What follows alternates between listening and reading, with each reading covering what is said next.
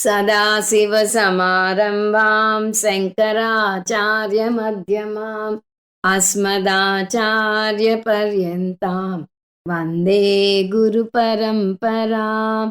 हरिः ओम् श्रीगुरुभ्यो नमः। हरिः ओम् वसुदेवसुतं देवं सचानूरमर्दनं देवकी परमानन्दं కృష్ణం వందే జగద్గురుం. మనం భగవద్గీత 108వ క్లాస్లో ఉన్నాం. 107వ క్లాస్లో 10వ అధ్యాయంలో 18వ శ్లోకం వరకు ముగించుకున్నాము. ఇప్పుడు 10వ అధ్యాయంలో 12 నుంచి 23 వరకు చాంట్ చేస్తాను. అర్జున ఉవాచ పరం బ్రహ్మ పరం ధామ పవిత్రం పరమం భవాన్ పురుషం శాశ్వతం దివ్యం ఆదిదేవమజం విభుం ఆహుస్త్వాం ఋషయః సర్వే దేవర్షిర్నారదస్తథా అసితో దేవలో వ్యాసః స్వయం చైవ బ్రవీషి మే సర్వమేతద్కృతం మన్యే యన్మాం వదసి కేశవ నహి తే భగవన్ వ్యక్తిం విదుర్దేవానదానవాః స్వయమేవాత్మనాత్మానం వేత్తత్వం పురుషోత్తమా భూతభావన భూతేశ దేవదేవ జగత్పతే వక్తుమర్హస్య శేషేణ దివ్యాహ్యాత్మవిభూతయః యాభిర్విభూతిర్భిర్లోకాన్ ఇమాం స్త్వం వ్యాప్య తిష్టసి కథం విద్యామహం యోగిన్ త్వాం సదా పరిచింతయన్ కేషు కేషు చ భావేషు చింత్యోసి భగవన్మయా విస్తరేణాత్మనో యోగం విభూతిం చ జనార్దన భూయ కథయ తృప్తిర్హి శృణ్వతో నాస్తి మే మృతం. శ్రీభగవానువాచ అంతతే కథయిష్యామి దివ్యాహ్యాత్మవిభూతయః ప్రాధాన్యత కురు శ్రేష్ఠ నాస్త్యంతో విస్తరస్య మే అహమాత్మా గుడాకేశ సర్వభూతాశయస్థితః అహమాదిశ్చ మధ్యం చ భూతానామంత ఏవ చ ఆదిత్యానామహం విష్ణుః జ్యోతిషాం రవిరన్సుమాన్ మరీచిర్మరుతామస్మి నక్షత్రాణామహం శశి వేదానాం సామవేదోస్మి దేవానామస్మి వాసవః ఇంద్రియాణాం మనశ్చాస్మి భూతానామస్మి చేతనా రుద్రాణాం శంకరశ్చాస్మి విత్తేశో యక్షరక్షసాం వసూనాం పావకశ్చాస్మి మేరుశిఖరిణామహం. 10వ అధ్యాయాన్ని ప్రధానంగా 4 అంశాలుగా చూడవచ్చు అని చూస్తున్నాము. అవి 1 ఈశ్వర స్వరూప జ్ఞానం శ్లోకాలు 1 నుంచి 11 వరకు, 2 అర్జునుని కోరిక శ్లోకాలు 12 నుంచి 18 వరకు, 3 ఈశ్వర విభూతి జ్ఞానం శ్లోకాలు 19 నుంచి 41 వరకు, 4 ఉపసంహారం శ్లోకం 42. మనం మొదటి 2 అంశాలు ముగించుకున్నాం ముందు క్లాస్లో. ఇప్పుడు 3వ అంశమైన ఈశ్వర విభూతి జ్ఞానంలోకి అడుగు పెట్టాలి. దాన్ని అడుగు పెట్టే ముందు అర్జునుని కోరిక ఏమిటో మళ్ళీ ఒకసారి చూద్దాం. అంతకుముందు కృష్ణ పరమాత్మ టూకీగా తన విభూతి గురించి, తన స్వరూపం గురించి చెప్పాడు. నేను యోగం ప్లస్ విభూతి అని చెప్పాడు. అంటే నా అవ్యక్త రూపము ఉంది, వ్యక్త రూపము ఉంది అని చెప్పాడు. అక్కడితో నిజానికి ఈ అధ్యాయం అయిపోయి ఉండేది. కానీ అర్జునుడు ఇంకొంచెం విస్తారంగా నీ విభూతుల గురించి తెలుసుకోవాలంది అని అడగటం వల్ల ఇంకా కొనసాగుతున్నది. అర్జునుడు ముందు కృష్ణ పరమాత్మని మెచ్చుకుని దాని తర్వాత తన ప్రశ్నని చెప్తున్నాడు. అది కూడా ఎందుకు అడుగుతున్నాడో కూడా వివరిస్తున్నాడు. ఏమని మెచ్చుకుంటున్నాడు? ముందు పరం బ్రహ్మ అన్నాడు. పరం బ్రహ్మ అంటే నిర్గుణ బ్రహ్మ. నువ్వే సగుణ బ్రహ్మగా ప్రకటితమవుతున్న నిర్గుణ బ్రహ్మవు అన్నాడు. తర్వాత పరంధామ అన్నాడు. నువ్వు జ్యోతులకే జ్యోతివి, నువ్వు జగత్తుకి నిలయానివి కూడా అని అన్నాడు. తర్వాత పరమం పవిత్రం, నువ్వు చాలా పవిత్రమైన వాడివి. పురుషం, నువ్వు అందరిలోనూ నివసిస్తావు. శాశ్వతం, నువ్వు నిత్యుడివి. దివ్యం, నువ్వు చేతన తత్వానివి. ఆదిదేవం, నువ్వు దేవతలు పుట్టక ముందు కూడా ఉన్నావు. వాళ్ళకి మూల కారణం నువ్వు, కానీ నీకు పుట్టుకలేదు, అందువల్ల నువ్వు అజం అన్నాడు. విభుం, నువ్వు సర్వవ్యాపకుడవు అన్నాడు. ఈ లక్షణాలన్నీ ఎలా తెలిసాయి అంటే 13వ శ్లోకంలో సర్వే ఋషయ ఆహుహు అన్నారు. ఇవన్నీ అందరు ఋషులు చెప్పగా విన్నవి. ఆ ఋషులు ఎవరో పేర్కొన్నాడు. దేవర్షి నారదస్తథ, స్వర్గలోకానికి చెందిన నారదుడు కూడా చెప్తున్నాడు. ఋషులు అంటే భూలోక ఋషులు, దేవర్షులు అంటే దేవలోకానికి చెందిన వారు. వారు కాక అసిత దేవలహ వ్యాస అంటే అసితుడు, అతని పుత్రుడు దేవలుడు, వ్యాసుడు కూడా కృష్ణ పరమాత్మ గురించి చెప్పారు. వీరందరూ చెప్పింది ఒక ఎత్తు, కృష్ణ పరమాత్మే స్వయంగా తన గురించి చెప్పుకున్నాడు.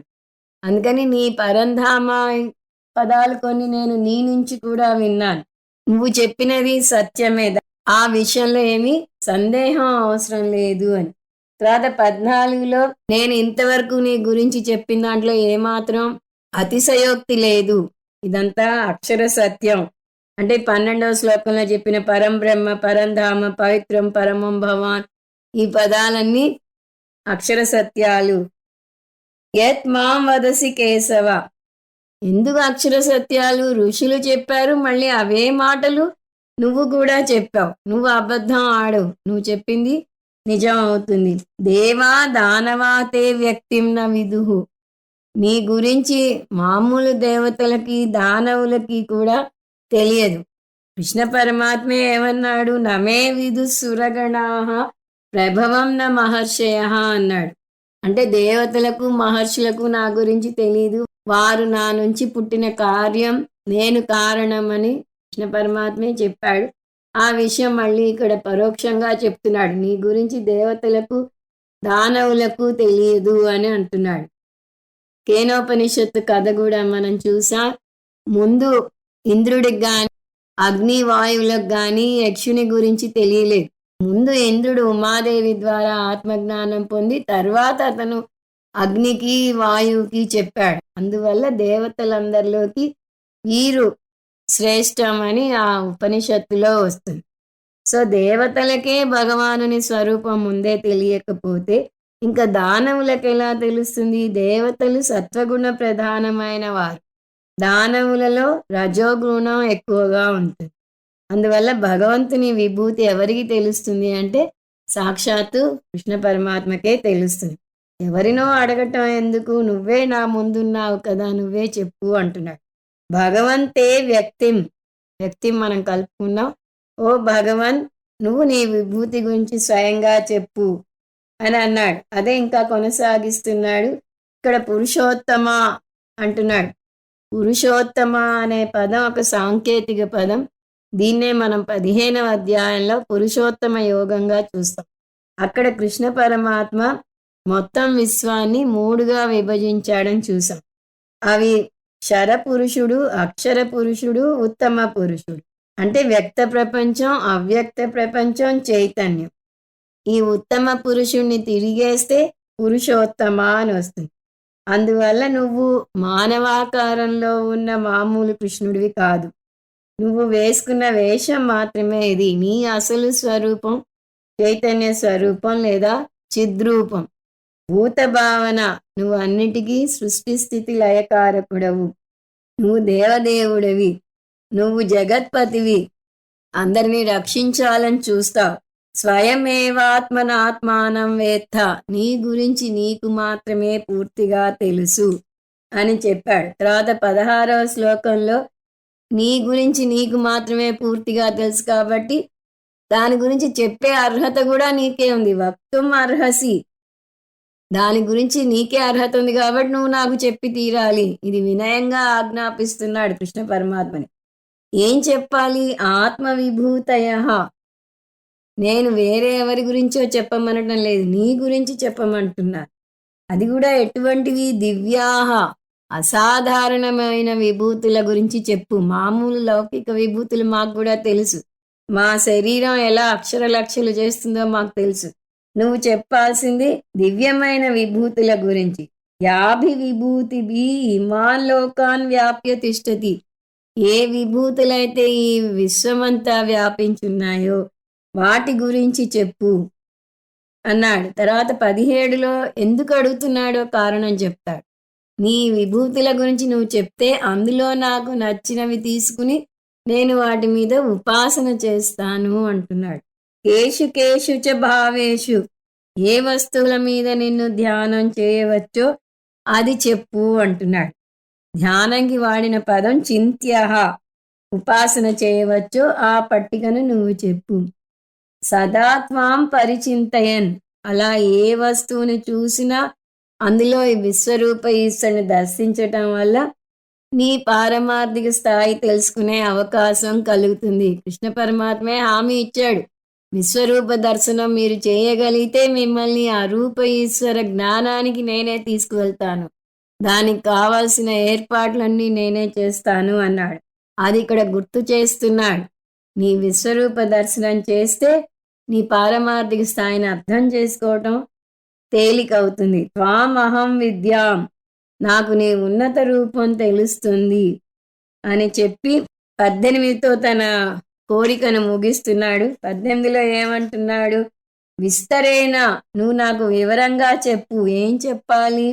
ఆత్మనః యోగం విభూతించ, నీ యోగం గురించి నీ విభూతి గురించి కూడా చెప్పు అంటాడు. అని ఇంత కృష్ణ పరమాత్మ 7వ అధ్యాయంలో చెప్పాడు, 9వ అధ్యాయంలో చెప్పాడు, ఈ అధ్యాయంలో కూడా తన విభూతుల గురించి కొన్ని చెప్పాడు. నా యోగం గురించి నా విభూతి గురించి చెప్తున్నాను అన్నాడు. ఇది అర్థం చేసుకుంటే నిన్ను పారమార్థిక స్థాయికి తీసుకెళ్తాన్నాడు. ఇన్ని చెప్పాక మళ్ళీ నీ విభూతి గురించి చెప్పు అంటే ఏమిటి? తనకు అర్థం కాలేదా? ఎందుకు అడుగుతున్నాడు అనే సందేహం రావచ్చు. అందువల్ల ఏమంటున్నాడు? భూయ కథయః. కృష్ణ పరమాత్మ భూయ అనే పదంతో మొదలెట్టాడు అంటే మళ్ళీ చెప్తున్నాను అని స్పెసిఫై చేశాడు అని చూసాం. ఇక్కడ అర్జునుడు కూడా తన ప్రశ్నలో మళ్ళీ చెప్తున్నాడు. నీవి విన్నాను, నాకు తెలియకపోలేదు, కానీ మళ్ళీ వినాలని ఉంది. ఎందుకు? తృప్తిమేనా అస్తి. ఎంత విన్నా తృప్తి తీరటం లేదు. కొన్ని అంటాం తనివి తీరలేదే అని. భగవంతుని లీలలు ఎన్ని విన్నా తృప్తి తీరదు. అందుకే చూడండి, ఈ రోజు కూడా రామాయణం మహాభారతం ఎవరైనా చెప్తున్నారంటే జనాలు చాలామంది వినటానికి వెళ్తారు. భగవద్గీత అయితే ఎవ్వరు చెప్పినా వింటూనే ఉంటారు. ఎందుకంటే వాటిల్లో ఉన్న విషయం అంత శ్రేష్టమైనది కాబట్టి. అలాగే నీ విభూతుల గురించి ఎంత విన్నా నాకు తృప్తి తీరటం లేదు. అందువల్ల నువ్వు మళ్ళీ చెప్పు. మే శృణ్వత, నాకు తృప్తి లేదు కాబట్టి నాకు మళ్ళీ వినాలని ఉంది అని చెప్తున్నాడు. నీ అమృతాన్ని ఇంకా ఇంకా వినాలని ఉంది అంటున్నాడు. ఇక్కడ శంకరాచార్యుల వారి భాష్యం చూస్తే ఆయన భాష యొక్క గొప్పతనం ఏంటో మనకి అర్థం అవుతుంది.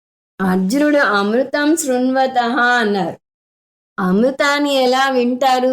కాఫీ వింటారా అని అడగగలరా మీరు? కాఫీ తాగుతారా అంటారు.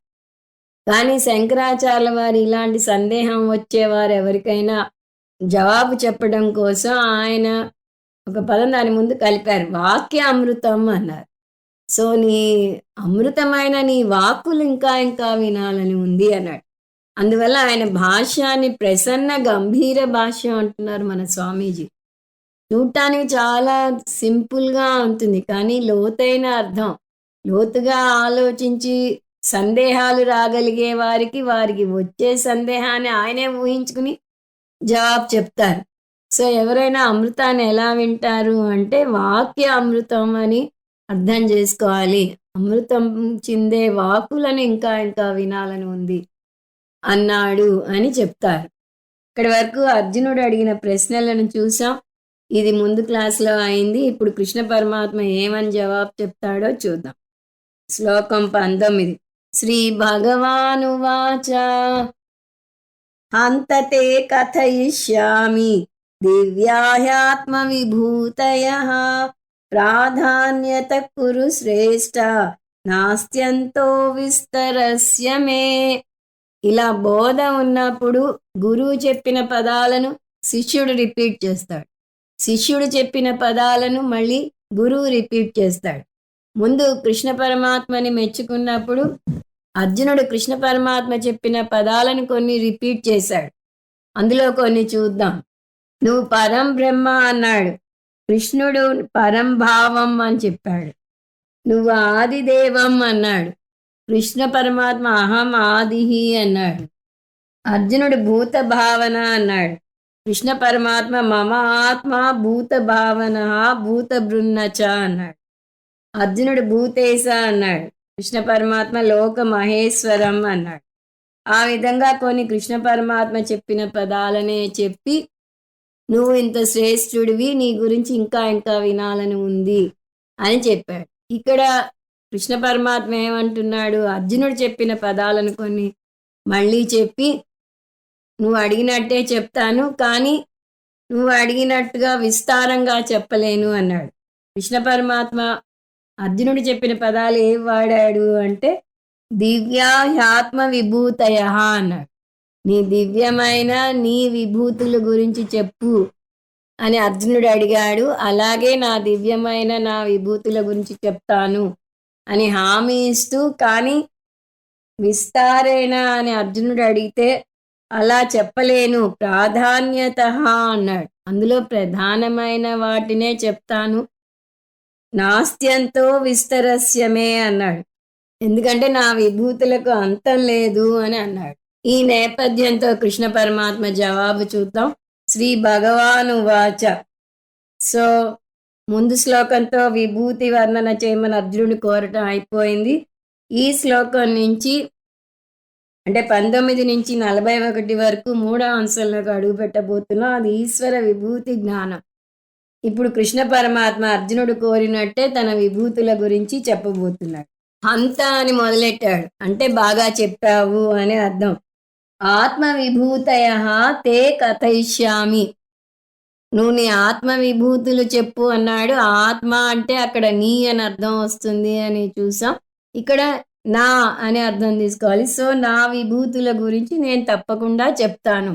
నీ గురించి ఇంకా చెప్పు అంటే ఇంతకు ముందే చూసాం. కృష్ణ పరమాత్మ నువ్వు ప్రియ శిష్యుడవు కాబట్టి నీకు ఇంకా ఇంకా చెప్తున్నాను, నీ హితవు కోరి చెప్తున్నాను అని ఈ అధ్యాయంలోనే చెప్పాడు.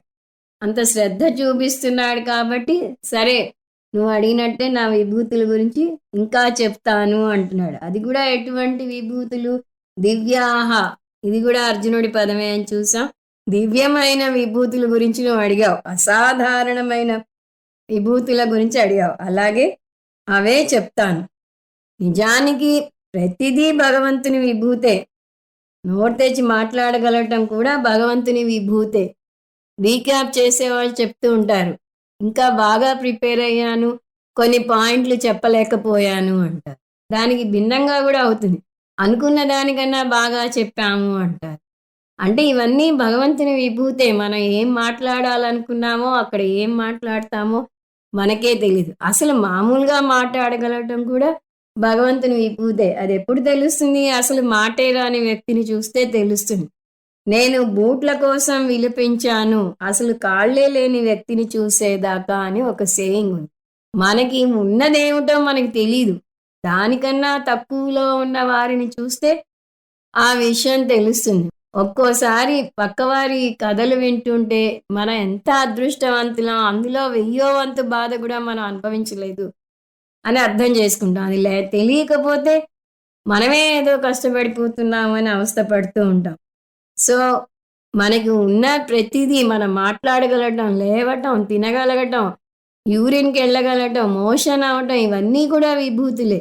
ఆ విభూతులను ఎప్పుడు తెలుస్తాయి? ఇవేవన్నా ఆగిపోతే తెలుస్తాయి. ఒకరోజు అన్నం తినలేకపోతేనో, తిన్న అన్నం జీర్ణం కాకపోతేనో అర్థం అవుతుంది. ఒక రోజంతా మోషన్ అవ్వకపోతేనో, అయితే లాగి జాడించి విరోచనాలు అయితేనో దాని విలువ తెలుస్తుంది. అందువల్లనే తైత్తిరీయోపనిషత్తులో ప్రతి అంగం మీద ఉపాసన వస్తుంది.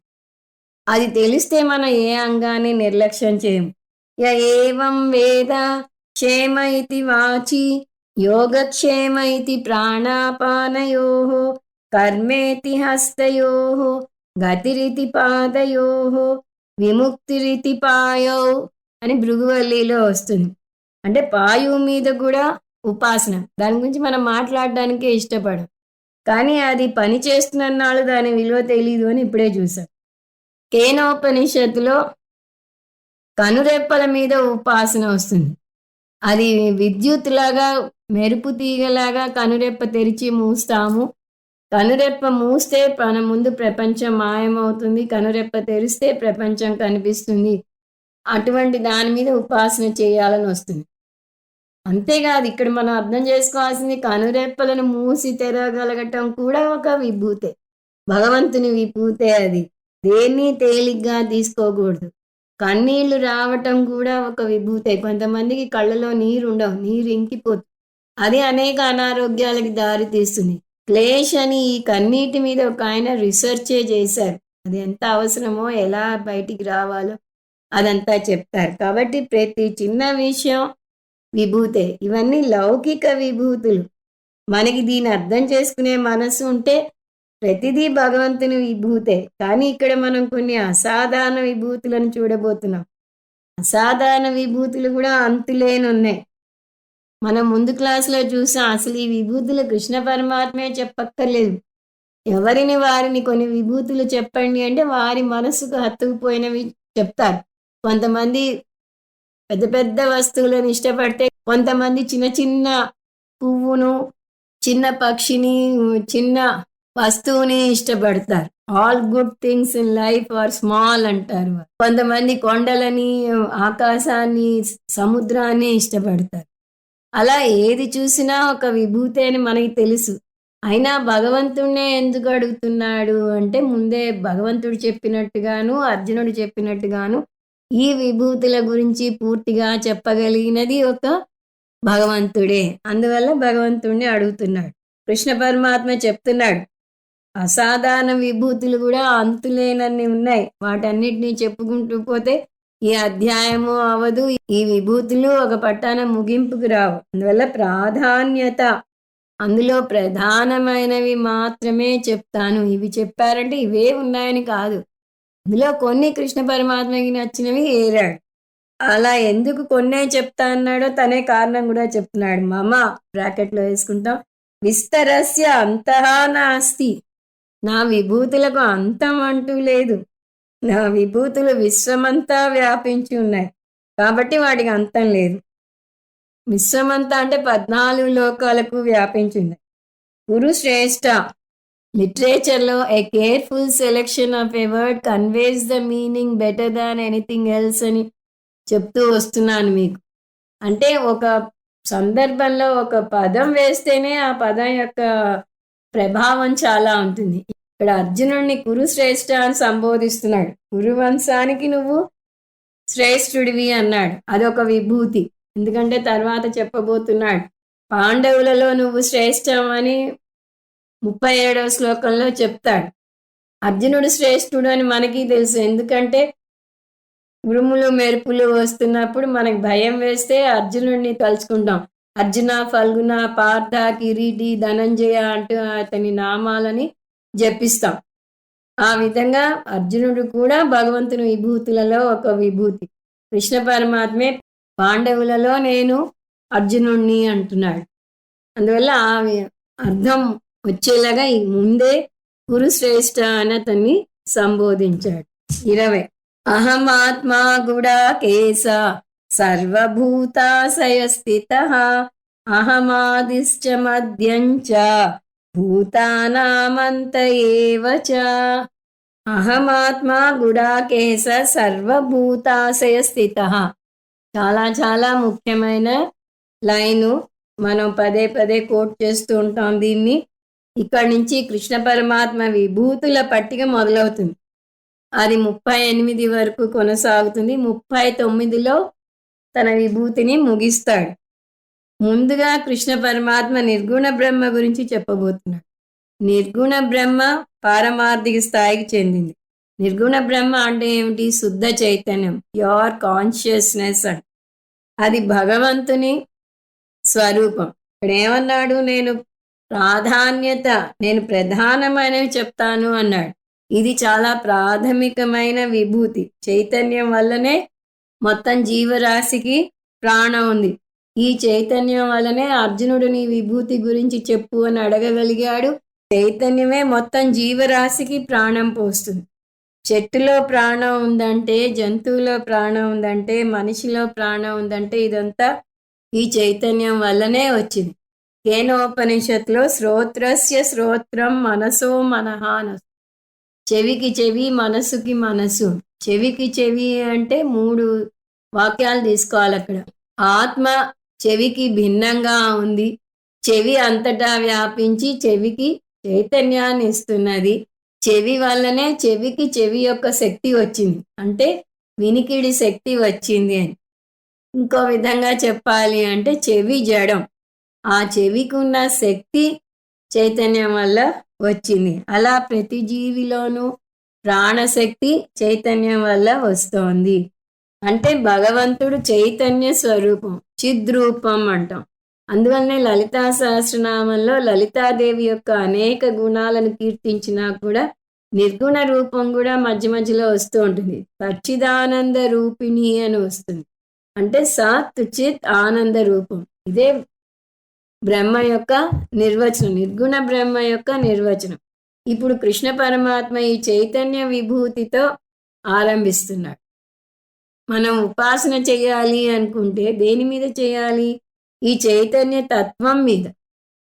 మనం ప్రాణంతో ఉన్నాము అంటే అది ఈశ్వర విభూతి. అందువల్ల మన జీవితాన్ని గౌరవించాలి. అందువల్లనే మనకి అహింసా పరమో ధర్మ అన్నారు.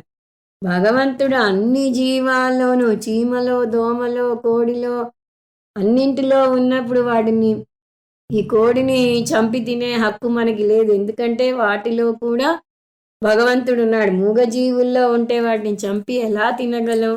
అందువల్ల మొట్టమొదటి విభూతి చైతన్యం. చివరి విభూతిగా కూడా మళ్ళీ నిర్గుణ ఈశ్వర విభూతి గురించే వర్ణిస్తున్నాడు. ఇక్కడ చిద్రూపం వర్ణిస్తే అక్కడ సద్రూపం లేదా ఉనికి లేదా సత్తా స్వరూపాన్ని వర్ణిస్తున్నాడు. ఇక్కడ మనలో జీవం ఉంది అంటే చైతన్యం వల్ల అన్నాడు. అక్కడ మనకి ఉనికి ఉంది అంటే ఈ సత్ వల్ల అని. ఇంగ్లీష్లో the book is, the pot is, the table is, the man is అని ఈజ్ అని కొన్ని పేర్లు చెప్తాం. ఆ ఈజ్నెస్ ఏదైతే ఉందో అది ఉనికి. ఉంది ఉంది ఉంది ఉంది అని దేని గురించి చెప్తామో దాన్ని ఉనికి అంటారు. ఈ వస్తువులకు స్వతహాగా ఉనికి లేదు, అవి ఈశ్వరుని నుంచి అరువు తెచ్చుకున్నాయి. మనం ఒక సూత్రం చూస్తూ వస్తున్నాం. ఏమిటది? కార్యమంతటా కారణం ఉంటుంది. అంటే కార్యానికి కారణం లేకుండా విడిగా ఉనికి లేదు. బంగారం లేకుండా నగకు విడిగా ఉనికి లేదు. నగను తీసుకుంటే నగలో నగ ఉంది, బంగారము ఉంది. అంటే నగ ఉంటే బంగారం ఉండి తీరాలి, కానీ బంగారాన్ని తీసుకుంటే నగ ఉండి తీరాలని లేదు. అందువల్ల ఈ ఉనికిని ఈజ్నెస్ అంటారు అని చూసాం. ఈ జగత్తు అంతా భగవాన్ యొక్క ఉనికి. జగత్తు లయమైనప్పుడు నామరూపాలు కూడా లయమైపోతాయి, ఉనికి ఉంటుంది. ఈ బంగారమే తీసుకోండి, నగను కరిగిస్తే నగ అనే నామరూపం పోతుంది, కానీ బంగారం ఉంటుంది. అంటే ఆభరణాలు పుట్టినప్పుడు వాటి ఉనికిని బంగారం నుంచి అరువు తెచ్చుకుంటే మళ్ళీ లయమైనప్పుడు బంగారంలో లయమైపోతాయి. అదేవిధంగా భగవంతుడు అంతటా ఉన్నాడు. సో ఈ విధంగా ఇక్కడ కృష్ణ పరమాత్మ మొదట చివర 2 ముఖ్యమైన విభూతుల గురించి చెప్తున్నాడు. అవి చిద్రూప విభూతి, సద్రూప విభూతి. 20వ శ్లోకంలో చిద్రూప విభూతితో మొదలుపెట్టి 39వ శ్లోకంలో సద్రూప విభూతితో ముగిస్తున్నాడు. స్వామీజీ అంటారు ఇది శాండ్విచ్ లాగా ఉంది అని. శాండ్విచ్లో ఏమిటి? పైన ఒక బ్రెడ్ స్లైస్ ఉంటుంది, కింద ఒక బ్రెడ్ స్లైస్ ఉంటుంది, మధ్యలో కూరలు ఏమన్నా ఉంటాయి. ఆ బ్రెడ్ స్లైస్లను విడిగా తీసి తింటే రుచి ఉండదు, ఆ మధ్యలో కూరలకే మనం ప్రాముఖ్యతనిస్తాం. అదేవిధంగా ఈ నిర్గుణ బ్రహ్మ విభూతి గురించి చెప్పినా అది అందరికీ అంతగా ఎక్కదు. సగుణ బ్రహ్మ విభూతులు తర్వాత వస్తాయి. వాటి మీద శ్రద్ధ ఉంటుంది ఎక్కువ మందికి అని చెప్తున్నాడు. చైతన్యంగా ఉనికిగా ఎందులో ఉన్నాడు అని మీరు అడిగితే మీరు జవాబు చెప్పకూడదు. ఎందులో లేడు అని చెప్పాలి. ఎవరైనా నువ్వు ఉన్నావా అని అడిగితే మనం ఏమంటాం? ఐ యామ్ అని మొదలెడతాం. ఐ అనేది చైతన్య తత్వం, యామ్ అనేది ఉనికి, అంటే నేను ఉన్నాను. ఇది అందరికీ వర్తిస్తుంది. కానీ ముందే చెప్పినట్టుగా ఈ నిర్గుణ తత్వాన్ని అంత తేలిగ్గా ఎవరు అర్థం చేసుకోలేరు. చైతన్యం ఉనికి రెండు సూక్ష్మమైన విషయాలు. వీటి మీద ధ్యానం చేస్తే బాగుంటుంది, కానీ అంత సూక్ష్మమైన విషయాలను అంత తేలిగ్గా ఎవరు అర్థం చేసుకోలేరు. అందువల్ల నిర్గుణ మహిమతో మొదలుపెట్టి సగుణ మహిమను వర్ణించుకొచ్చి మళ్ళీ నిర్గుణ మహిమతో ముగిస్తాడు కృష్ణ పరమాత్మ. ఇది కృష్ణ పరమాత్మ పాటించబోయే పద్ధతి. ఈ నేపథ్యంతో ఈ శ్లోకాన్ని చూద్దాం. గుడాకేశ, ఇక్కడ కూడా మళ్ళీ ఒక కేర్ఫుల్ పదం వాడాడు. ఓ సత్వగుణ సంపన్నుడా, ఓ అర్జున, నీకు సూక్ష్మ బుద్ధి ఉన్న తెలివైన విద్యార్థిగా నేను భావిస్తున్నాను. సూక్ష్మ బుద్ధి ఉన్న విద్యార్థికి గొప్ప ఉపాసన ఏమిటి?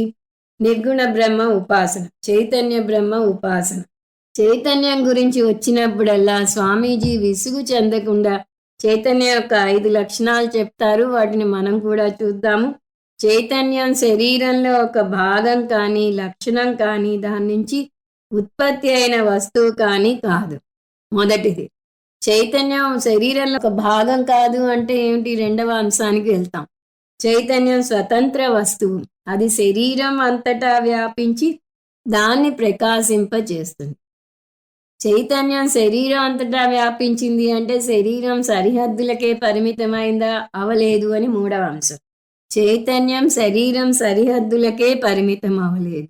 ఒకవేళ చైతన్యం శరీరం సరిహద్దులకే పరిమితం అవుతే శరీరం నాశనం అయితే చైతన్యం నాశనం అవ్వాలి. అది శరీరం సరిహద్దులకి పరిమితం అవ్వలేదు కాబట్టి నాలుగవ అంశం, చైతన్యం శరీరం నాశనం అయితే నాశనం అవ్వదు, తదనంతరం కూడా చైతన్యం ఉంటుంది.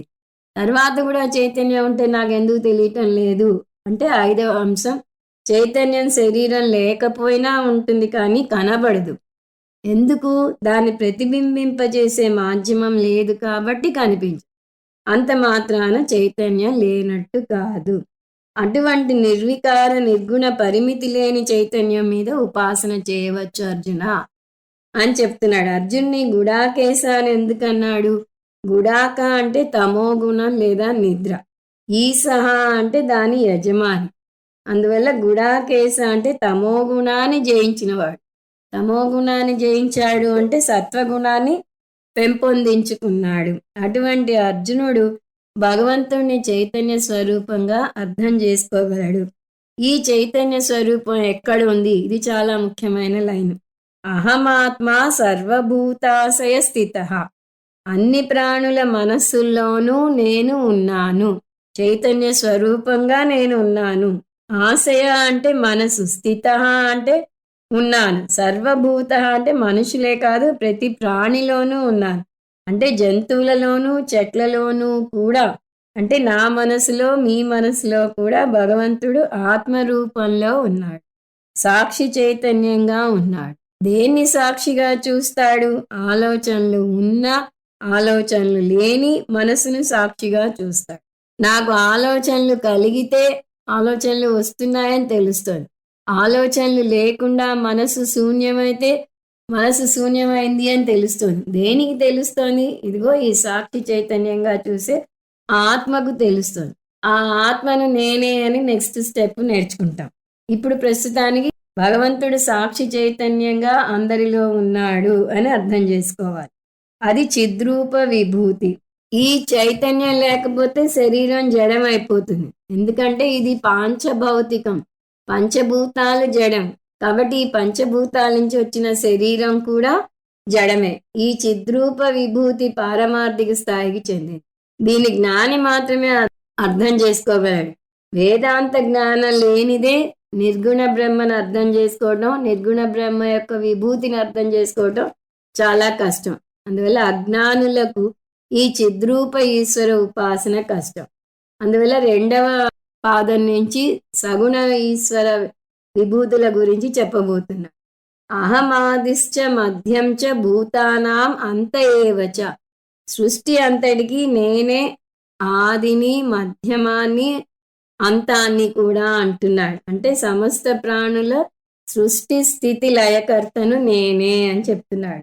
ఆది అంటే సృష్టి కారణం, మధ్యమం అంటే స్థితి కారణం, అంతః అంటే లయ కారణం. కుండ మట్టి విషయం తీసుకుంటే మట్టి కుండ యొక్క సృష్టి కారణం, స్థితి కారణం, లయ కారణం కూడా. ఆ విధంగా మట్టి అనే కారణం భూత భవిష్యత్ వర్తమాన కాలాల్లో ఉంటుంది.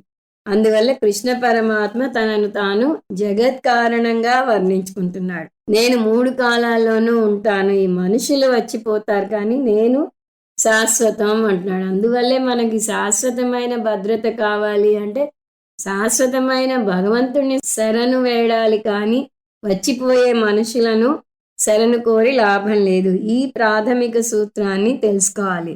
కొడుకు మీద ఆధారపడితే దుఃఖమే కలుగుతుంది. పైగా కొడుకు మారితే మా అబ్బాయి మంచివాడే కానీ కోడలు అతనికి విషం పెట్టింది అని అనవసరంగా కోడల్ని ఆడిపోసుకుంటారు. ఈ బాధలన్నీ ఉండవు భగవంతుని మీద ఆధారపడటం నేర్చుకుంటే. అందువల్ల కారణాన్ని పట్టుకోవాలి. ఏమిటా కారణం? అహం ఆదిశ్చ మధ్యంచ భూతానాం అంత ఏవచ. నేను సృష్టి స్థితి లయకారకుణ్ణి అన్నాడు. ఇప్పుడు 21. ఆదిత్యానామహం విష్ణు జ్యోతిషాం రవిరన్సుమాన్ మరీచిర్మరుతామస్మి నక్షత్రాణామహం శశి. ఇంకా వరుసగా ఒక పట్టిక ఇచ్చుకుంటూ పోతున్నాడు. దీనిలో ఇది, దీనిలో ఇది, దీనిలో ఇది నేను అంటున్నాడు. ఎక్కడ ఎక్స్ప్లెనేషన్ ఉంటే అక్కడ చూద్దాం. ఇప్పుడు సృష్టిలో అనేక వస్తువులను చెప్పబోతున్నాడు. అవి మనకి తెలిసినవే, ఆ వస్తువులను చూస్తూ ఉంటాం. కానీ ఇప్పుడు మనం తెలుసుకునేది ఏమిటి? ఆ వస్తువులన్నీ పరమాత్మ విభూతి అని ఇప్పుడు అర్థం చేసుకుంటాం. ఆదిత్యానాం అహం విష్ణు. ఆదిత్యులలో నేను విష్ణువును అంటున్నాడు. కృష్ణ పరమాత్మ చెప్పబోయే అనేక అంశాలలో కొన్ని లౌకిక అంశాలు కూడా ఉన్నాయి. అంటే ఇహలోక విభూతులు కూడా ఉన్నాయి. కానీ చాలా మటుకు పురాణాల్లోంచి, తక్కిన గ్రంథాల్లోంచి చెప్పబడ్డాయి. శాస్త్రంలో స్వర్గాది లోకాలలో అనేక దేవతలు ఉన్నట్టు వస్తుంది. అందులో పేరుగాంచిన దేవతలు ఆదిత్యులు. వారిని ద్వాదశ ఆదిత్యులు అంటారు. దానికి వెళ్లే ముందు మనం బృహదారణ్యకంలో చూస్తాం. అది దేవతలు ఎంతమంది అని యాజ్ఞవల్కుడిని ప్రశ్నిస్తే 3306 దేవతలు ఉన్నారు. కానీ అన్ని పేర్లు చెప్పడం కష్టం కాబట్టి 33 దేవతల గురించి చెప్తాను అంట. ఆ 33 దేవతలు ఎవరు అంటే ద్వాదశ ఆదిత్యులు, ఏకాదశ రుద్రులు, 8 వసువులు, ఇంద్రుడు, హిరణ్యగర్భుడు. సరే, ఈ వసువులు ఎవరు అంటే అగ్ని, పృథివీ, వాయువు, అంతరిక్షం, ఆదిత్యుడు, ద్యులోకం, చంద్రుడు, నక్షత్రాలు. మళ్ళీ చెప్తున్నాను, వసువులు ఎవరు అంటే అగ్ని, పృథివీ, వాయువు, అంతరిక్షం, ఆదిత్యుడు, ద్యులోకం, చంద్రుడు, నక్షత్రాలు. ఏకాదశ రుద్రులు ఎవరు అంటే 10 ఇంద్రియాలు ప్లస్ 1 మనస్సు. 12 ఆదిత్యులు ఎవరు అంటే 12 నెలలు సూర్యుడు తిరగటాన్ని 12 ఆదిత్యులుగా వివరిస్తారు. ఎందుకంటే ఒక్కొక్క నెలలో ఆదిత్యుని యొక్క వేడి, ఆ తాపం కొంచెం మారుతూ వస్తుంది. అందువల్ల ఆదిత్యుణ్ణి ఆది ప్లస్ త్యాగా విడదీస్తే ఆది అంటే తీసుకుని, త్యా అంటే పోయేది, అంటే తీసుకుని పోయేది, అంటే కాలతత్వం కింద వస్తుంది. ఆదిత్యుని సూర్యోదయం, సూర్యాస్తమయంలో కాలం కరుగుతూ వస్తుంది. తర్వాత ఇంద్రుడు ఎవరు అంటే మెరుపు, ఉరుములు. హిరణ్యగర్భుడు ఎవరు అంటే ప్రజాపతి, యజ్ఞం ప్లస్ పశువులు అని వస్తుంది. ఆ బృహదారణ్యకంలో ఇంకొంచెం లోతుగా వెళ్తాడు. 6 దేవతల గురించి చెప్పు, ముందు 8 వసువులు చెప్పాడు. 6 గురించే చెప్పు అంటే చివరి 2 తీసేసి చంద్రుడు, నక్షత్రాలు తీసి తక్కిన 6 దేవతలు అంటాడు. మన నిజ జీవితంలో కూడా ఓ పెద్ద గ్రూప్ను తయారు చేస్తాం. అందులో తక్కువ చేయాలంటే కొన్ని పేర్లు కొట్టేస్తాం. అలా ఇక్కడ 2 తీసేసాం. 6ని 3 చేయాలి అంటే ఇందులో 3 పృథివీ, అంతరిక్షం, స్వర్గలోకం అంటారు. ఆ 3ని 2 చేయాలి అంటే అన్నం, ప్రాణం. 1.5 అంటే వీచే వాయు. ఒకటిన్నర అంటే అధ్వర్యం అనే పదం వస్తుంది. దాని ఇంకొక అర్థం సమృద్ధిగా ఇస్తాడు అని వస్తుంది. ఒకటే చెప్పాలి అంటే ప్రాణం లేదా బ్రహ్మ. బ్రహ్మ అంటే హిరణ్యగర్భ. ఈ విధంగా దేవతల గురించి మనకి అందులో వస్తుంది. అంటే హిరణ్యగర్భే ఒకటిగా ఉన్నాడు, 3306గా ఉన్నాడు, అలా ఎక్కువ తక్కువ అవుతూ సర్వవ్యాపకంగా ఉన్నాడు అని అందులో వస్తుంది. ఇప్పుడు అందులో ఉన్న 33 దేవతల్లో ద్వాదశ ఆదిత్యుల గురించి ఇక్కడ చెప్తున్నాడు. ఆ ద్వాదశ ఆదిత్యులలో నేను విష్ణువుని అని చెప్పాడు. ఈ సూర్యకాంతి కొంచెం తక్కువగా జనవరిలో ఉంటే ఏప్రిల్ మే నెలల్లో ప్రచండ రూపంలో ఉంటాడు. అందువల్ల ద్వాదశ ఆదిత్యులు అంటే 12 నెలల్లో 12 సూర్యుల యొక్క అధిష్టాన దేవతలు. ఇంకొక కారణం వీరిని ఆదిత్యులు అని ఎందుకంటారంటే పురాణ గాథ ప్రకారం వీరు అదితి అనే స్త్రీకి పుట్టారు. విష్ణుమూర్తి వామనావతారం ఎత్తినప్పుడు అదితికి పుట్టాడు. అందువల్ల ఈ 12 ఆదిత్యులలో నేను విష్ణుదేవుణ్ణి, నేను వామనావతారాన్ని అని చెప్పాడు. తర్వాత జ్యోతిషాం రవిరంశుమాన్, మనకి అనేక జ్యోతులు ఉన్నాయి. నక్షత్రాలు, చంద్రుడు, విద్యుత్తు, అగ్ని, సూర్యుడు. ఆకాశంలోని జ్యోతులలో నేను సూర్యుడిని అంటున్నాడు. ఎటువంటి సూర్యుడు? అంశుమాన్, గొప్ప కిరణాలు కల రవిని. రశ్మిమంతం సముద్యంతం దేవాసుర నమస్మృతం. సంధ్యావందనంలో సూర్య భగవానునికి నమస్కారం చేస్తారు. సూర్యుడు లేకపోతే గ్రహాలకు విడిగా ఉనికి లేదు, జీవరాశికి ఉనికి లేదు. ఆదిత్య హృదయంలో సూర్యుని స్తుతి వస్తుంది. రామాయణంలో కూడా రాముడికి ఆదిత్య హృదయం నేర్పిస్తారు. అలా లౌకిక విజయాలతో పాటు ఆధ్యాత్మిక విజయం కావాలన్నా కూడా ఆదిత్య హృదయం పఠిస్తే చాలా విజయం చేకూరుస్తుంది. ఆ విధంగా మన సాంప్రదాయంలో సూర్యుడిని బాగా స్తుతిస్తారు. సూర్యుని రూపంలో నేను ప్రత్యక్ష ఈశ్వరుణ్ణి అంటున్నాడు. అందువల్లనే మీకు పదే పదే చెప్తూ వస్తున్నాను. సూర్యుడు మనకు తూర్పు తలుపు తీసుకుని మనకి ప్రత్యక్షం అవుతున్నప్పుడు మనం సూర్యుని కన్నా ముందే లేచి స్నానపానాదులు ముగించుకుని ఆయనకి స్వాగతం చెప్పాలి. అందువల్లనే పూర్వం గూట్లో దీపం నోట్లో ముద్ద అనేవారు. అంటే చీకటి పడంగానే తినాలి, చీకటి తొలగిపోతుండగా లేవాలి. ఇప్పుడు ఆ సిద్ధాంతం పూర్తిగా మారిపోయింది. ఆలస్యంగా పడుకుని ఆలస్యంగా లేవటం పెద్ద ఫ్యాషన్ అయిపోయింది. కానీ త్వరగా ఎందుకు లేవాలి అని చెప్తున్నారో దానికి కారణం ఇంత ఉంది. సూర్యుడు ప్రత్యక్ష ఈశ్వరుడు కాబట్టి ఆయనను స్వాగతించాలి. మరీచిర్ మరుతామస్మి. దేవతల్లో ఇంకొక రకం దేవతలు మరుద్దేవతలు, మరుత గణాలు అంట. ఈ మరుద్దేవతలు 49 ఉన్నారు. సప్త సప్తాహ అంటారు. అంటే మరుతులు 7 గుంపులు ఉంటే ఒక్కొక్క గుంపులోనూ మళ్ళీ 7 ఉన్నారు. వీరంతా వాయుదేవతలు. ఈ స్వర్గలోకంలో కూడా ఈ దేవతల్లో హెచ్చు తగ్గులు ఉంటాయి. వారు చేసుకున్న పుణ్యాన్ని బట్టి వారిలో స్థాయి భేదాలు ఉంటాయి. ఈ వాయుతత్వానికి ఈ వాయుదేవతలు అధిష్టాన దేవతలు. ఈ మరుద్గణాలలో నేను మరీచిని అంటున్నాడు. ఎందుకంటే మరీచి నుంచి వచ్చే గాలి చాలా ఆహ్లాదకరంగా మనసుకు ప్రశాంతతను చేకూర్చేలాగా ఉంటుంది. అందువల్ల వాయుదేవతల్లో పరమాత్మ మరీచి. నక్షత్రానాం అహం శశి.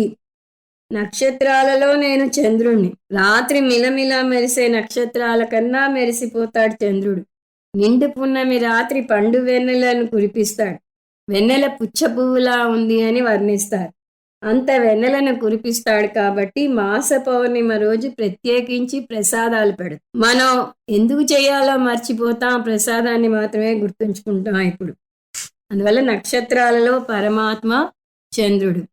22 వేదానాం సామవేదోస్మి దేవానామస్మి వాసవః ఇంద్రియానాం మనశ్చాస్మి భూతానామస్మి చేతనా.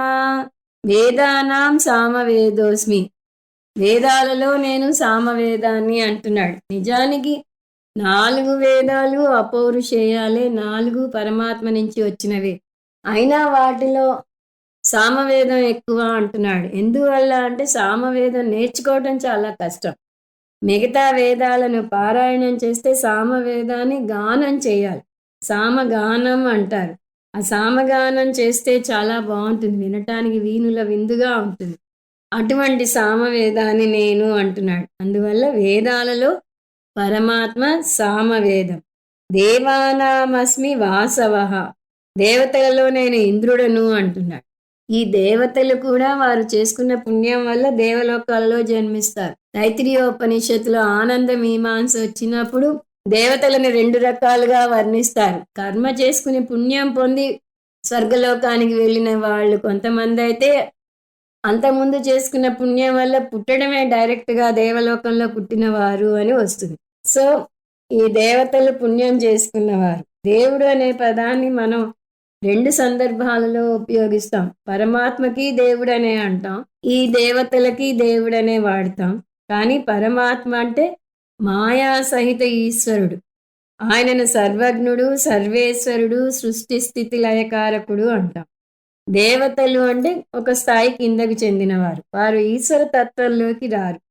వీరు కూడా సృష్టింపబడ్డవారే. వారు దేవలోకాలలో స్వర్గ సుఖాలను అనుభవిస్తున్న పుణ్యజీవులు. వీరు కూడా సంసారుల కిందకే వస్తారు. ఇంద్ర పదవి, యముని పదవి ఇవన్నీ కూడా పదవులే. ఆ కాలం తీరిపోతే వారు ఆ పదవులు కోల్పోయి మళ్ళీ వెనక్కి వస్తారు అని చూస్తాం మనం. వీరు పుణ్యం చేసుకున్న జీవులు. కానీ పరమాత్మ అలా కాదు, ఆయన పుణ్యపాపాలకు అతీతుడు. అందువల్ల దేవానాం అంటే పుణ్యం చేసుకుని పుట్టిన దేవతలలో వాసవ అంటే నేను ఇంద్రదేవతను అంటాడు. ఎందుకంటే దేవతలకి రాజు ఇంద్రుడు, కాబట్టి దేవతలలో శ్రేష్ఠుడెవరు అంటే ఇంద్రుడు. అందువల్ల నేను దేవతలకు రాజును అని చెప్తున్నాడు. కానీ దేవతల మీద ఆయన శ్రేష్ఠుడు, కానీ ఆయనది కూడా ఒక పదవే. మనం పురాణాల్లో చదువుతూ ఉంటాం, ఎవరన్నా కాస్త సీరియస్గా ధ్యానం చేస్తున్నారంటే ఇంద్రుడు తన పదవి ఎక్కడ పోతుందో అని భయపడి రంభా ఊర్వశులను పంపించే కథలు ఎన్నో చూస్తుంటాం. అందువల్ల అది కూడా శాశ్వతమైన పదవి కాదు. ఎక్కువ పుణ్యం చేసుకున్న అతను దేవతలకి రాజుగా అవుతాడు. అక్కడ ఆత్మజ్ఞానం పొందితే మళ్ళీ జన్మ లేకుండా మోక్షం పొందుతాడు. లేకపోతే ఇంద్రుడు కూడా మళ్ళీ పుట్టాల్సిందే. దేవతలకు అధిపతి కాబట్టి దేవతలలో పరమాత్మ ఇంద్రుడు. ఇంద్రియానాం మనశ్చాస్మి, ఇంద్రియాలలో నేను మనస్సును అంటున్నాడు కృష్ణ పరమాత్మ. ఎందుకు? ఇంద్రియాలలో ఒక్కొక్క దానికి కొంత మేరకు మాత్రమే శక్తి ఉంటుంది. పంచ జ్ఞానేంద్రియాలు తీసుకుంటే కన్ను, చెవి, ముక్కు, నోరు, చర్మం, ఒక్కొక్క దాని పరిధి కొంత మేరకే ఉంటుంది. ఉదాహరణకి కన్ను ఎదురుకుండా ఉన్న వాటిని మాత్రమే చూడగలదు, కానీ చెవి ఇంకొంచెం ఎక్కువగా పనిచేస్తుంది. ఈ గదిలో మాట్లాడకపోయినా పక్క గదిలో మాట్లాడుతున్న వాడి గొంతు వింటుంది. వినికిడి శక్తి యొక్క పరిధి ఇంకొంచెం ఎక్కువ ఉంటుంది. అలాగే ముక్కు, ఎక్కడో దూరంగా ఏదో దుర్గంధం వాసన వస్తుంటే అది ఇక్కడికి తెలుస్తుంది. ఆ విధంగా ఒక్కొక్క ఇంద్రియం శక్తి ఒకదానికన్నా ఇంకోటి కొంచెం ఎక్కువ ఉంటుంది. కానీ మనసు యొక్క శక్తి వీటన్నిటికన్నా ఎక్కువగా ఉంటుంది. పైగా ఇంకొకటి ఏమిటి, ఒక ఇంద్రియం ఒక పరిధిలోనే పని చేయగలదు. అంటే కన్ను రంగు రూపులను మాత్రమే చూడగలదు, వినలేదు. అలాగే చెవి దూరంగా ఉన్న శబ్దాన్ని వినగలదు, కానీ వస్తువుని చూడలేదు. కానీ మనసు వీటన్నిటి వెనక ఉంటుంది. మనసు ఇంద్రియాలకే అధిపతి. అందువల్ల భగవంతుణ్ణి మనకున్న అంగాల్లో ఏదో ఒక అంగం మీద ఆవాహన చేయాలి అంటే అన్నిటికన్నా గొప్ప అంగం మనసు. సయ ఏషోంత హృదయ ఆకాశ తస్మిన్ అయం పురుషో మనోమయ అని తైత్తిరీయంలో వస్తుంది. మనసు గొప్పదనం అర్థం చేసుకోవడానికి ప్రయత్నించిన కొద్దీ భగవంతుని గొప్పదనం బాగా తెలుస్తుంది. అందువల్ల ఇంద్రియాలలో పరమాత్మ మనసు. భూతానామస్మి చేతన, సమస్త ప్రాణులలో నేను చైతన్యాన్ని అంటున్నాడు. అంతకుముందే నేను చైతన్యాన్ని అని చెప్పాడు, ఇక్కడ మళ్ళీ చైతన్యాన్ని అంటున్నాడు. అంటే చిదాభాసగా తీసుకోవాలి. సో సైన్స్ ఎన్ని కనుక్కున్నా ఇంకా కొన్ని తెలియని విషయాలు మిగిలిపోయాయి. ఏమిటి అంటే అవి జీవితం, మరణం. ఏ చేతన తత్వం ఈ జీవితాన్ని నడిపిస్తోంది అది తెలియదు. మనం ఒక పుస్తకం చదువుతుంటే ఒక చిన్న పురుగు ఆ పుస్తకం మించి పాకుతూ వెళ్ళిపోతుంది అని చూసాం. దానిలో రీప్రొడక్టరీ సిస్టమ్ ఉంది, జీర్ణకోశం ఉంది, రక్షణ చేసుకునే శక్తి ఉంది. ఇంత చేసి ఈ జీవి ఎంత ఉంది? ఒక చిన్న చుక్క అంత ఉంది. అటువంటి సూక్ష్మ జీవులను మనం చిటికలో చంపేస్తాం. చెయ్యి పెడితే చాలు చచ్చిపోతాయి, మనం ప్రయత్నం కూడా చేయనవసరం లేదు. కానీ వాటిని మనం సృష్టించగలమా? లేదు. ఇవన్నీ కూడా భగవంతుని లీలా విలాసాలకు చిహ్నం. అలా భగవంతుడు సృష్టించిన జీవరాశిని చంపే హక్కు మనకి ఎవరిచ్చారు? మనకు లేదు. అందువలనే మనం శాకాహారం మాత్రమే తినాలి. మాంసాహారానికి పోకూడదు. శాకాహారంలో కూడా జీవ నష్టం కొంత ఉంటుంది. కానీ మాంసాహారంతో పోలిస్తే చాలా తక్కువ అది. ఎందుకంటే మనం కాయలను, పండ్లను కోయడానికి చెట్టుని పూర్తిగా నరికేయం. అది కూడా ఇష్టపడరు ఋషులు. అందువల్ల వారు కింద పడ్డ ఫలాలను మాత్రమే ఏరుకుని తింటారు. అందువల్లనే మన సాంప్రదాయ అహింసని అంతగా బోధిస్తున్నది. జీవరాశులన్నింటిలోనూ చైతన్య రూపంగా భగవంతుడు ఉన్నాడు కాబట్టి అహింసని బోధిస్తుంది. అందువల్ల జీవులలో పరమాత్మ చైతన్యం. 23 రుద్రాణం శంకరశ్చాస్మి విత్తేసో యక్ష రక్షసాం వసూనాం పావకశ్చాస్మి మేరు శిఖరినామహం. ఇంతకుముందు ద్వాదశాదిత్యులను చూసాం. సూర్య నమస్కారాల్లో 12 నమస్కారాలు పెడతారు. మిత్ర రవి సూర్య భాను ఖగ పూష హిరణ్యగర్భ మరీచ ఆదిత్య సవిత్ర అర్క భాస్కరేభ్యో నమో నమః అని వస్తుంది. ఇప్పుడు ఏకాదశ రుద్రుల గురించి చెప్పబోతున్నాను. రుద్రానాం శంకరశ్చాస్మి. ఏకాదశ రుద్రులలో నేను శంకరుణ్ణి అంటున్నాడు. ఏకాదశ అంటే 11 రుద్రులు. ఈ 11 రుద్రుల పేర్లు మనకి రుద్రంలో వస్తుంది. ఓం నమస్తేస్తు భగవన్ విశ్వేశ్వరాయ మహాదేవాయ త్రయంబకాయ త్రిపురాంతకాయ త్రికాగ్నికాలాయ కాలాగ్ని రుద్రాయ నీలకంఠాయ మృత్యుంజయాయ సర్వేశ్వరాయ సదాశివాయ శ్రీమన్మహాదేవాయ నమః అని చెప్తాం. ఇందులో ఈ 11 పేర్లు వస్తాయి. ఏమిటవి? విశ్వేశ్వరుడు, 1 విశ్వేశ్వరుడు, 2 మహాదేవుడు, 3 త్రయంబకుడు, 4 త్రిపురాంతకుడు, 5 త్రికాగ్నికాలుడు, 6 కాలాగ్ని రుద్రుడు, 7 నీలకంఠుడు, 8 మృత్యుంజయుడు, 9 సర్వేశ్వరుడు, 10 సదాశివుడు, 11 శ్రీమన్ మహాదేవుడు. ఈ 11 మందిలోనూ నేను శివుణ్ణి అంటున్నాడు. నేను శంకరుణ్ణి అంటున్నాడు. ఎందుకు అంటే శం మంగళం కరోతి ఇది శంకరః, శంనో మిత్ర సంవరుణః అని శాంతి పాఠంలో చూస్తాం. శం అంటే మంగళం, అందువల్ల శంకర అంటే మంగళకర్త, మంగళ అంటే ఆనందం. అందువల్ల రుద్రం అంటే దుఃఖాన్ని పారద్రోలేవాడు. ఋతం దుఃఖం ద్రావయతి ఇది రుద్రః. రుత్ అంటే దుఃఖం. కొన్ని ఇళ్లలో దేనికో దానికి దుఃఖిస్తూనే ఉంటారు. రుద్రం ఆ ఇళ్లలో ఉన్న దుఃఖాన్ని పారద్రోలుతుంది. అందువల్ల దుఃఖనాశకుడు అని అంటారు. దుఃఖాన్ని నాశనం చేస్తాడు అంటే ఆనందాన్ని తీసుకువస్తాడు కూడా. అందువల్ల రుద్రులలో పరమాత్మ శంకరుడు. విత్తేసో యక్ష రక్షసాం. యక్షులు రాక్షసులలో నేను కుబేరుణ్ణి. యక్షులు అంటే యక్ష కిన్నెర కింపురుష గంధర్వులను కూడా కలుపుకోవాలి. దేవలోకంలో వీరు అనేక స్థాయిలో ఉంటారు. విత్తేసహ అంటే కుబేరుడు. యక్షులు రాక్షసులలో నేను కుబేరుణ్ణి అంటున్నాడు. కుబేరుడు ధనానికి అధిపతి అని మనకు తెలుసు. బద్రీనాథ్లో కుబేరుని గుడి ఉంది. అక్కడ ఒక నమ్మకం ఉంది. మనం ₹1 కాసు కుబేరుని చేతిలో పెట్టి మళ్ళీ వెనక్కి తీసుకుని మన బీరువాలో మన డబ్బులతో పాటు పెట్టుకుంటే మన డబ్బు అక్షయంగా ఉంటుంది అని అంటారు. శాస్త్రం డబ్బు సంపాదనను ఖండించదు, డబ్బు కూడా ఉండాలంటుంది. కానీ ఆ డబ్బుని ధర్మార్థం ఖర్చు పెట్టాలి అంటుంది. అందువల్ల ధనానికి అధిపతి అయిన కుబేరుడు గొప్పవాడు. కాబట్టి రాక్షసులలో యక్షులలో పరమాత్మ కుబేరుడు. వసూనాం పావకశ్చాస్మి. వసువులలో నేను అగ్నిని. ఇంకో ముఖ్యమైన దేవతల సముదాయం వసువులు. 8 వసువులు ఉన్నారని చూసాం. వారి పేర్లు కూడా చూసాం. మళ్ళీ చూస్తే అగ్ని, పృథివీ, వాయువు, అంతరిక్షం, ఆదిత్యుడు, ద్యులోకం, చంద్రుడు, నక్షత్రాలు. వాటిలో నేను అగ్నిని అని చెప్తున్నాడు. ఆదిత్యులలో సూర్యుడిని అన్నాడు, రుద్రులలో శంకరుని అన్నాడు. ఇప్పుడు వసువులలో అగ్నిదేవుణ్ణి అంటున్నారు. వసువులు 8 దిక్కులకు అధిష్టాన దేవతలు. పావయతీతి పావకః. అగ్ని పునీతులను చేస్తుంది కాబట్టి పావకః అనే పేరు వచ్చింది. వ్యావహారిక స్థాయిలో కూడా చూడండి, నీటిని శుద్ధం చేయాలంటే దాన్ని వేడి చేస్తాం. ఆపరేషన్లు చేసే ముందు ఈ సర్జన్లు వాడే పరికరాలను, దుస్తులను అన్నింటినీ వేడి చేస్తారు. అలాగే శవాన్ని పూడ్చిపెట్టకుండా కాలుస్తారు. ఆ విధంగా ఎలా చూసినా అగ్నిదేవత అన్నింటినీ శుద్ధి చేస్తుంది. శాస్త్రం ప్రకారం అగ్ని మనసును కూడా శుద్ధి చేస్తుంది. అందువల్లే అగ్నికి పూజ చేస్తాం. గొప్ప వేదమైన ఋగ్వేదంలో మొట్టమొదటి మంత్రాలు అగ్నిమీళే పురోహితం అని వస్తుంది. అగ్ని మనకు చాలా ముఖ్యమైన అంశం. అందువల్లనే లేవగానే దీపం వెలిగించాలి అంటారు. లేస్తూనే బయట జ్యోతి అయిన సూర్యునికి నమస్కారం చేయాలి. లోపల జ్యోతిగా అగ్నిని వెలిగించాలంటే దీపం వెలిగించాలి.